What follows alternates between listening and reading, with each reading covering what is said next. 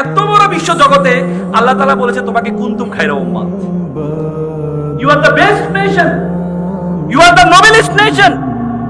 আল্লাহ তোমাকে আশরাফুল মাখলুকাত, সৃষ্টির সেরা জীব হিসেবে তৈরি করেছেন। উখরিজাতিল নাস, আল্লাহ বলেছে আমি তোমাকে মানুষের কল্যাণের জন্য সৃষ্টি করেছি।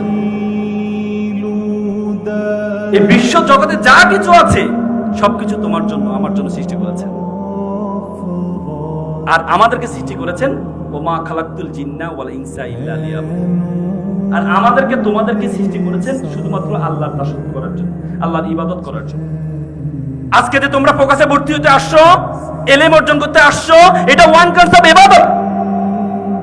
ইসলামের প্রথম স্লোগান হচ্ছে ইকরা, পড়ো। আল্লাহ তাআলা কোরআনে বলেছে হাল ইসতাবিল্লাযিনা ইয়ালামুন ওয়াল্লাযিনা লা ইয়ালামুন।